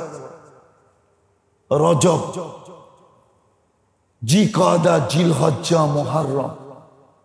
তাহলে আমাদের ভিতরে কদর কতটুকু? কদর কতটুকু আপনার ভিতরে? আমার ভিতরে কদর কতটুকু? কদর কতটুকু? কদর তো নাই, মূল্যায়ন তো করি না। এই যে জিকাদা মাস চলে গেল, আসতেছে জিলহজ। আবার আসবে কোরআনের এক আয়াত আমাদের সামনে, ওয়াল ফাজরি ওয়া লায়ালিন আশ। আল্লাহ বলতে চাই কসম খাইতেছেন 10 রাত্রের কসম, ওয়াল ফজরি, ফজরের কসম, 10 রাত্রের কসম, জিলহজের 10 রাত্র, 10 রাত্র। আল্লাহ কসম কেন খাইতেছেন? বলতেছে এটা মর্যাদাবান 10 রাত্র। কি কেমন মর্যাদা? এক এক রাত্র এক এক লাইলাতুল কদরের সমান মর্যাদা। আল্লাহ রাত্রের এত মর্যাদা দিনের, আল্লাহ বলতেছে দিনের এক দিন 1 বৎসরের সম পরিমাণ। বলেন কে কতটুকু কদর করবে? 10 দিনের কদর কতটুকু করবেন? 10 রাত্রের কদর কতটুকু করবেন? 10 রাত খাটতে হবে, 10 রাত জাগতে হবে, 10 রাত্র ক্লান্ত হইতে হবে, ঠিক না? অথবা 10 রাত্র এশা ফজর বাজামাত পড়তে হবে। কিন্তু কয়জনে পড়বে? সারাদিন আবাদত কয়জনে করবে? এটা হলো জানি আবাদত, ঠিক না? আবার দেখেন জিলহজের ভিতরে আবার মালি আবাদতও মিলাই দিছেন। আপনিও মূল্যায়ন করে যান, নাইলে রাইখা যাবেন, ওরা মূল্যায়ন করবে না। ওরা মূল্যায়ন করবে না। আল্লাহ আমাদেরকে বুঝার, আমল করার তৌফিক দান করেন। আল্লাহ কিন্তু অপেক্ষায় আছে।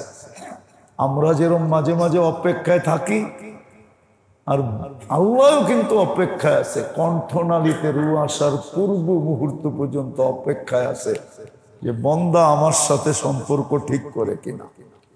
আল্লাহ আমাদেরকে বুঝার, আমল করার তৌফিক দান করেন।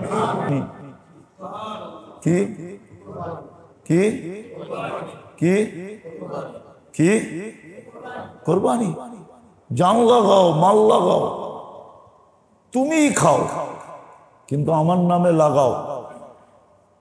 কুরবানি, কুরবানি। কিন্তু কয়জনে মন খুলা কুরবানি করবে? রাগ হয় না কিন্তু। এই জন্যই তো কোরবানির জানোয়ার মোটা তাজা বলতে বলছে, মোটা তাজা। কেননা কিয়ামতের দিন এটাকে 70 গুণ বাড়ায়া পাল্লায় ওজন করবে। কয় গুণ? 100 কেজির গরু কয় কেজি হবে কিয়ামতের দিন? কত কত কত? 7000 মেয়ে, আপনি 700 কোন? আগে তো সৈন্য 2টা এমনি আছে, আবার 7-এর সৈন্য উপরে যাবে। কত? 100 কেজিরটা কত কেজি? 60 টন ওজন হবে, 60 টন। আমি গোস্তের ওজন শুনাইতেছি না, ইন টোটাল গরুটার ওজন শুনাইতেছি। এটার ভিতরে বুত্রে যা আছে, পেশাব পায়খানা সব সহ। যেমন দেখেন না ফার্মালারা মাপে, ওরা পুরা গরু পাল্লায় উঠায়া মাপে, ঠিক না? তারপরে কেজি ধরে 400 টাকা, ঠিক না? আরে বুঝছেন, অগো হিসাব আর সোনা লাগো হিসাব একরকম। খাইদো যেই দামে, সোনাও ওই দামে, ঠিক না? কি খাইদো যেই দামে, না না, সোনাও যেই দামে, খাইদো ওই দামে, ঠিক না? ঠিক না? কি সত্য তো? গরুওয়ালাগো এই হিসাব, গোস্ত যেই দামের, পায়খানাও ওই দামের। ওইটার ওজন বলতেছি আমি। 100 কেজি যদি টোটাল গরুটার ওজন হয়, তাহলে কিয়ামতের দিন পাল্লায় হবে 60 টন। কত? এটা এক রিওয়ায়াতে আছে, আরেক রিওয়ায়াতে আছে 700 গুণ। কত কত কত? তাহলে 100 কেজিটা কত কেজি?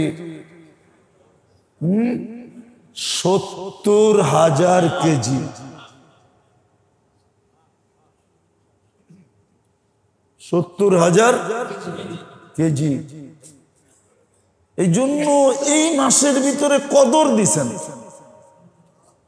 কদর করো, মাসের কদর করো, রাত্রের করো, দিনের করো। খুব 10 দিন ইবাদতের ভিতরে জোর লাগাও। আবার কোরবানির দিন মন খুইলা কোরবানি করো। কোরবানির দিন মন খুইলা কোরবানি করো, মন খুইলা, কৃপণতার সাথে না, দিলে ব্যথা নিয়া না, যে মাইসে কি কইব, না দিলে মাইসে কি কইব, ঠিক না? এরকম না, মন খুইলা কোরবানি করো, মন খুইলা কোরবানি করো। আচ্ছা, গরু না পারো, ছাগল করো, মন খুইলা করো। সেমন দেখা শুনা কিনো, নাদুস নুদুস দেখা কিনো। উচিত তো ছিল, কিন্তু কাকে বলবো? আল্লাহর রসুল তো সর্বশেষ বিদায় হজে সমস্ত উম্মতের পক্ষ থেকে কোরবানি করছিলেন। উম্মতের উচিত ছিল আল্লাহর রসুলের পক্ষ থেকে একটা একটা গরু কোরবানি করা, কিন্তু উম্মত তো এক নামও দিতে চায় না। একটা দিবে তো দূরের কথা, এক নামও তো দিতে চায় না। কয়জন আছে আল্লাহ রসুলের নামে কোরবানি করে মুস্তাকিল কিনা, যে এটা আল্লাহ রসুলের নামে করলাম, উনি আমার জন্য করছে, আমি ওনার জন্য করলাম। আল্লাহ রসুল তো আমাদের জন্য কোরবানি করছেন। কোরবানির এখনো সময় আছে, ওলামাদেরকে জিজ্ঞেস করে নিয়েন আপনার উপরে কোরবানি ফরজ কিনা, কোরবানি কার উপরে ফরজ, ওলামাদের থেকে জিজ্ঞেস করে নিয়েন। কোরবানির মাসলা জিজ্ঞেস করে নিয়েন ওলামাদের কাছ থেকে। আলহামদুলিল্লাহ, আপনাদের এখানে ওলামা আছে, মাদ্রাসা আছে। আর যাত্রাবাড়ি তো মাদ্রাসার ডিপু। কি মাদ্রাসার? হ্যাঁ, ডিপু মাদ্রাসার, কদমে কদমে মাদ্রাসা, ঠিক না? ওলামাদের কাছ থেকে জিজ্ঞেস করেন। নাইলে একদিন প্রোগ্রাম বানান, যে দাওয়াত দিয়া, যে ওই দিন শুধু কোরবানির মাসলা বয়ান হবে, আমরা শুনবো। আনেন ওলামাদেরকে দাওয়াত দিয়া, আনেন একদিন, এখনো তো সময় আছে। একদিন করেন, একদিন নির্ধারণ করেন যে ওই দিন লাল মসজিদে শুধু কোরবানির মাসলা ওলামারা বয়ান করবে, আপনারা শুনবেন। একটা দিন নির্দিষ্ট করেন, কইরা ওই দিন কোরবানির মাসলা শোনেন শুধু। কেননা কোরবানি এটা হলো মালি প্রতিযোগিতা, মাল, কোরবানি, কোরবানি, কোরবানি করো। জিলহজের ভিতরে জানও লাগাও, মালও লাগাও, জানও লাগাও, মালও লাগাও, মালও লাগাও। আমরা করি না। আমরা আরব গড়ে যতই খারাপ বলি না কেন, আমরা আরব গড়ে যতই খারাপ বলি না কেন, ওদের কোরবানির নিয়ম ভিন্ন, আমাদের নিয়ম ভিন্ন। আমরা তো কোরবানি করি গোস্ত খাওয়ার জন্য। কি কি রাগ হয়ে গেলেন মনে হয়? সারা বছর ফ্রিজে রেখা কি কি খামু খামু, ঠিক না? হ্যাঁ, কি রাগ হয়ে গেলেন? আমরা তো কোরবানি করি গোস্ত খাওয়ার জন্য, ঠিক না? আরবরা কোরবানি করে গোস্ত খাওয়ার জন্য না। আমার লোকে চলেন, আমি এর থেকে দেখায় দিব। এক এক জনে এক এক দেশে বুক করে, আফ্রিকার গরিব গরিব দেশগুলাতে কেউ 1000, কেউ 2000, কেউ 3000, ওদিকে সস্তা পাওয়া যায়। 2000, 3000, 5000, 7000, 10000, 200, 150, 10, 5, ওরা ওইদিকে বুক করে, গরিব গরিব দেশে বুক করে কোরবানি। এবং গরিব গরিব দেশে ওরা কোরবানি দিয়ে বলে তোমরা গোস্ত বাট করে নিয়ে নিবা, এটার নাম হলো কোরবানি। গরিব গরিব এলাকায় যান, ওইখানে আপনি বুক দেন, আপনি আপনি ভাবেন উশৃঙ্খলা হবে, আপনি মাদ্রাসা করে দায়িত্ব দেন। গ্রামগঞ্জে মাদ্রাসা পড়া, ওদেরকে বলেন যে হুজুর আমি 2টা গরু দিলাম, আপনারাও নিবেন, আপনাদের এলাকার গরিবদেরকে আপনাদের হাতে ভাগ করে দিয়ে দিবেন, আমি সঠিক বন্টনের জন্য আপনাদের হাতে দিলাম বলে দেন। ধনীরা যদি এইভাবে করত, এইভাবেই কোরবানির নিয়ম ছিল, কোরবানির নিয়ম এইভাবেই। এই জন্য বলতেছিলাম যে 2 ইবাদতের মৌসুম চলে আসছে। আজকে আমাদের ভিতরে চিন্তা নাই যে আল্লাহ আমাদের জন্য কতটুকু করতেছে।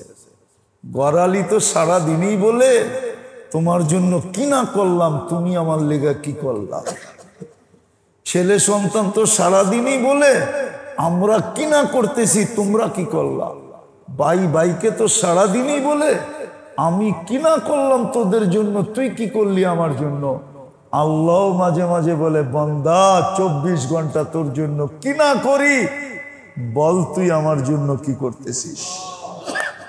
এটা চিন্তা করা উচিত, তাইলেই ভিতরে কদর আসবে, আর কদর আসলে শুকরিয়া আসবে, আর শুকরিয়া আসলে আল্লাহ আমাদেরকে, কদর আসলে আল্লাহ কদর করবে। আল্লাহ কদর দেখাইছি আমি, 6টা দেখানো যায়, সবগুলো দেখানো যায়। আল্লাহ বলে তুই আর কি কদর করবি, আর চেয়ে বেশি আমরা তোকে করব। বিদায় সামনে একটা মাস আসতেছে, জিলহজ 10টা দিন, 29 তারিখ থেকে 1 তারিখ হবে। 1 তারিখ হবে জিলহজের, রাত্রেও কদর করি, দিনেও কদর করি। সামনে কোরবানি আসতেছে, কদর করি। কোরবানি গোশত খাওয়ার জন্য না, কোরবানি কোরবানি কোরবানি কোরবানির জন্য। কদর করেন কোরবানিকে, ওলামাদের থেকে শিখা ওইভাবে করেন। দরকার হলে মসজিদওয়ালারা প্রোগ্রাম বানান, 30 তারিখে শুক্রবার এলান করেন যে 1 তারিখে আমাদের মসজিদে মাসলা বয়ান করা হবে, ওলামাদেরকে ডাইকা আনেন। আপনাদের এখানে ওলামাদের অভাব নাই, ডাকলে কাকে না কাকে পাবেন। সে কোরবানির মাসলা বয়ান করো, আপনারা শুনেন, ওইভাবে কোরবানি করেন। কেননা কোরবানির দিন, কোরবানির চেয়ে উত্তম কোনো আমল আল্লাহর কাছে নাই। ওই দিন সবচেয়ে উত্তম আমল হলো কোরবানি করা। ইহরাকুদ্দাম, রক্ত আল্লাহর জন্য বহায়া দেওয়া, রক্ত ঝরায়া দেওয়া। আসছিল ইব্রাহিম আলাইহিস সালাম থেকে, ইসমাইল আলাইহিস সালাম থেকে কোরবানি শুরু। আল্লাহ আমাদের উপরে এহসান করছেন যে আমরা পশুর রক্ত দিয়েই আমরা আল্লাহকে খুশি করতে পারবো। এটা ওই প্রবাদ বাক্য বললেও সত্য হবে, কে মাঠা লাগবে না, গোল দিয়েই স্বাদ মিটা যাবে। মাঠা কি দিয়া স্বাদ মিটবে? ইব্রাহিম আলাইহিস সালাম তো ইসমাইল আলাইহিস সালামকে জবাই করার হুকুম পাইছিলেন, ঠিক না? আমাকে ছেলে জবাই করতে হবে না, আমরা পশু জবাই করি, ওইটা পাবো যেটা ইব্রাহিম আলাইহিস সালাম ইসমাইল আলাইহিস সালামের গলায় ছুরি চালায়া পাইছিল। তাইলে কি মাঠার স্বাদ বলে মিটলো না? না, মিটলো না। এই জন্য ওই দিন কোরবানি কিভাবে করতে হবে, কোরবানি কার উপরে ফরজ, এটা ওলামাদের কাছ থেকে শিখেন। মন খুলে কোরবানি করেন, নাইলে কোরবানি করবেন এক সময়। করবো আমরা, মুসলমান কোরবানি করতেছে, এখন ফিলিস্তিনে কোরবানি করতেছে, মুসলমান কোরবানি খুব করতেছে, কিন্তু আসল জায়গায় করতেছে না। কসম খোদার, আসল জায়গায় যদি করতো তাহলে আমার মনে হয় এই কথাটা 100-তে 100 সত্য ছিল যে আল্লাহ আমাদেরকে চোখে চোখে রাখতেন। আর যাকে চোখে চোখে রাখা হয়, চোখে চোখে চোখে চোখে, ওর মূল্যায়নই ওরকম হয়। ওর মূল্যায়নই, উম্মত যে আল্লাহর চোখে চোখে ছিল এটার প্রমাণ একজনের জন্য ফেরেশতা পাঠায় দিছেন। বুঝা গেল যে মূল্য কিরকম, চোখে চোখে কিরকম রাখতেছেন। আজকে আমাদের ভিতরে নাই। এই জন্য ওলামাদের কাছ থেকে দুটা তো আমি বলে দিলাম, 10 রাত্র কাজে লাগান, 10 দিন কাজে লাগান।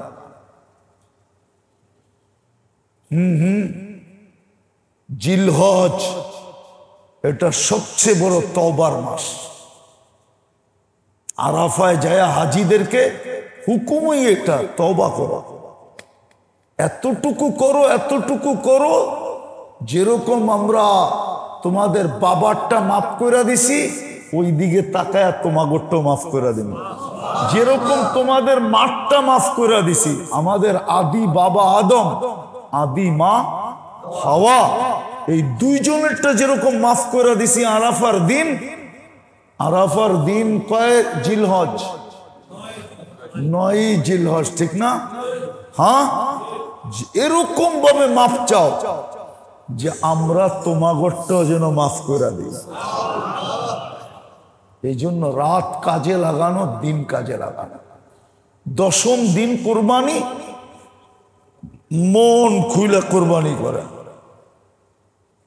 আমি দুঃখে বলতেছি আপনাদেরকে, দুঃখে, নাহলে বলতাম না। আমার দুঃখ না, আমি কোরবানির দিন এরকম এরকম মসজিদে খবর নিছি যে সারা দিন পার হয়ে গেছে, পাকানো এক টুকরা গোস্ত মসজিদে আসে না। ঢাকা শহরে আছে। রাগ হয়ে গেলেন না? মনে আবু ভাই রাগ হয়ে গেছে। মসজিদের ইমাম, খাদেম, মুয়াজ্জিনের জন্য সারা দিনে কাঁচা গোশত তো দূরের কথা, কোন বাড়ির থেকে পাকানো এক টুকরা গোশত আসে না। ঢাকা শহরে এরকম মসজিদ আছে, এই পুরান টাউনে আছে। পুরান টাউনে সবাই নিজের কোরবানি নিয়ে ব্যস্ত থাকে, আর নিজেদের খাওয়া দাওয়া, আত্মীয় স্বজন নিয়ে ব্যস্ত থাকে। জামাই বাড়ি রান পাঠাইতে হইব।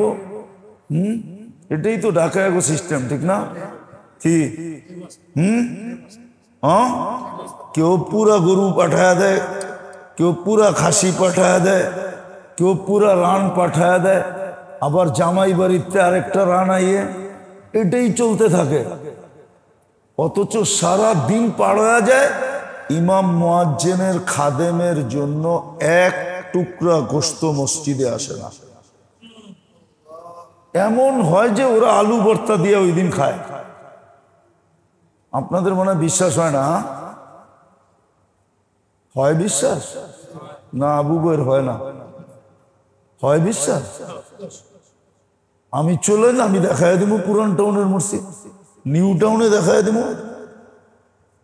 হ্যাঁ, পরের দিন খবর হয়েছে, হায় ইমাম সাহেবের তো মসজিদে তো কিছু দিলাম না।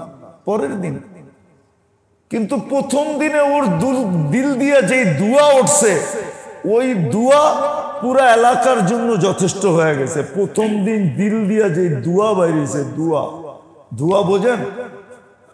মনে হয় বোঝেন না, কেন? ও তো বাড়িতে যেতে পারে না, ঠিক না? হ্যাঁ, ওর দিল দিয়া ব্যথার যে ধোয়া বাইরেছে, ওটাই এলাকাবাসীর জন্য যথেষ্ট হয়ে গেছে, বরবাদির জন্য যথেষ্ট হয়ে গেছে। পরের দিন আপনার মনে উঠলে কি হইব?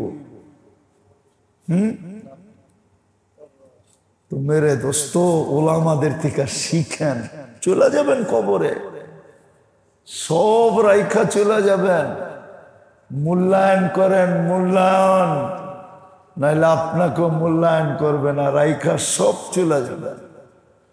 যাদের হাতে উঠায় দিয়া যাবেন, ওরাও মূল্যায়ন করবে না। দুনিয়ার সিস্টেমই এরকম, একজন আরেকজনের হাতে উঠায় দিয়ে চলে যাবে। আর যদি মূল্যায়ন করেন, তাহলে মূল্যায়িত হবে। মূল্যায়ন যে করছে, সে যায় দেখেন বুক করতেছে। আঙ্গুল দিয়া দেখামু, রাগ হয়ে যাবেন না, হয়েও যেতে পারেন। বলমু এই মসজিদের জায়গা যে দিয়া কবরে চলে গেছে, ওর কবরে যে খবর নিয়ে দেখেন ও কেমন পাইতেছে। কেউ তো দিয়া গেছে, এটা ঠিক না? না দিয়া যায় না? কেউ দিয়া যায় না?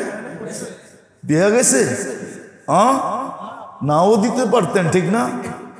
একটা বিল্ডিং বানাইলে মোটামুটি 4টা ইউনিট তো হইতো এখানে, ঠিক না? ভাড়া তো উঠতো, ঠিক না? কিন্তু মূল্যায়ন করে গেছে, এখন দেয় দেখেন কবরে কেমন পাওয়া পাইতেছে। লাকাল হামদ কামা ইয়ানবাগি লিজালালি ওয়াজহি ওয়া আযীমি সুলতান। আল্লাহ বলার পর্ব ছিল শেষ, শোনার পর্ব শেষ। আল্লাহ আল্লাহ আল্লাহ, ভিক্ষার পর্ব চলতেছে। আপনি আমাদের এই আয়োজনটাকে কবুল করেন, আয়োজকদেরকে কবুল করেন, এই মসজিদ কমিটিকে কবুল করেন, এই এলাকাবাসীকে কবুল করেন, এই আয়োজনটাকে আপনি কবুলিয়ত নসিব করেন। আমরা সংখ্যা চাইতেছি না যে হাজার হাজার মানুষ হোক, এটা চাইতেছি না। আমরা চাইতেছি যে আসবে সে যেন এখান থেকে কবুল হয়ে যাবে, সে যেন কবুলিয়ত পাওয়া যায়, এই আয়োজনটা যেন কবুলিয়ত পায়। যে পা রাখবে, যে দেখতে আসবে, সেও যেন কবুল হয়ে যায়। আয় আল্লাহ, জিলহজের জিকাদের মাস, হাজিদের লাব্বাইক দ্বারা মক্কা মদিনা মুখরিত, ডেলি লক্ষ লক্ষ হাজি ঢুকতেছে। জিকাদের মাস, হারাম মাসের ভিতরে একটা মাস, এত মূল্যবান মাস। আজকে আপনি আমাদের এই দোয়াটা কবুল করেন যে এই আয়োজনটা কবুলিয়ত পাওয়া গেছে, কবুলিয়ত নসিব হয়ে গেছে, এই আয়োজনটার কবুলিয়ত নসিব হয়ে গেছে। যেই আয়োজনটা আসবে সে কবুল হয়ে যাবে। আছে মালিক, আছে। আপনি বলছেন মান দাখালাহু কানা আমিনা, বাইতুল্লাহকে তো এটাও বলছেন যে ডুববে সে নিরাপত্তা পাওয়া যাবে। আমাদের এই আয়োজনটাকে আপনি এরকম কবুলিয়ত নসিব করেন যে এইখানে আসবে সে কবুলিয়ত পাওয়া যাবে। আবারও বলতেছি মালিক, আজকে খালি ফিরত দিয়েন না, এই আয়োজনটাকে কবুলিয়ত নসিব করেন, এই মসজিদটাকে কবুলিয়ত নসিব করেন, এই এলাকাটাকে কবুলিয়ত নসিব করেন, মানুষগুলাকে কবুলিয়ত নসিব করেন, আমাদের কথাগুলাকে কবুলিয়ত নসিব করেন, দিলের ভিতরে গাইথা দেন। আয় আল্লাহ, আমাদেরকে কদর করার তৌফিক নসিব করেন। আমাদেরকে না কদর বানায়েন না, না শুকুর বানায়েন না, আমাদেরকে শুকুর গুজার বানান, আমাদেরকে শুকুর গুজার বানায় দেন। যার যে পেরেশানি আছে দূর করে দেন, প্রয়োজন আছে মেটায় দেন, অসুস্থ আছে শেফায়ে কামেলা আজেলা দায়মা মুস্তামেররা নসিব করেন। আয় আল্লাহ, এই মহল্লার কেন, এই এলাকার কেন, এই দুনিয়ার মাটির নিচে উম্মতে মুহাম্মাদি যে যেখানে শুয়ে আছে, জিন হোক আর ইনসান হোক, সবাইকে মাফ করা। বিশেষ করে এই মসজিদের জমিন যারা দিয়া গেছেন, যিনি দিয়া গেছেন, ওনাকে আপনার শান মোতাবেক জাযায়ে খায়ের নসিব করেন, আপনি শান মোতাবেক কদর করেন।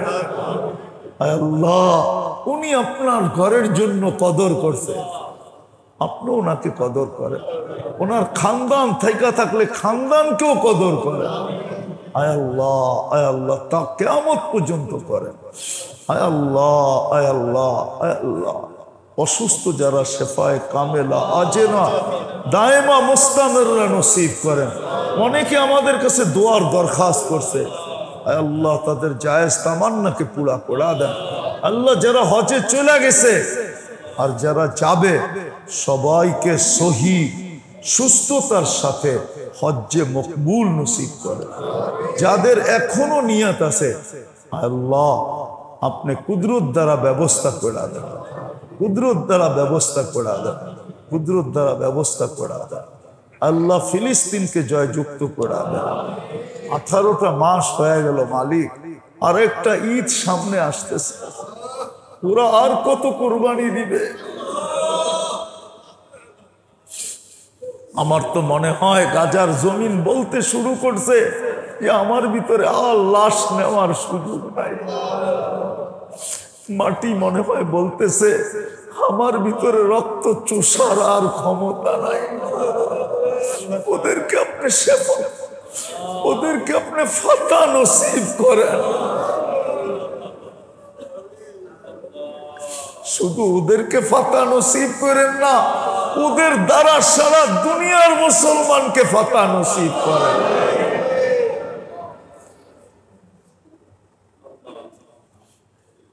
যা চাই তাও দেন, যা চাইতে কুরবান ইয়া সাহাবী আজমাইন বিরহমাতিকা ইয়া আরহামার রাহিমিন।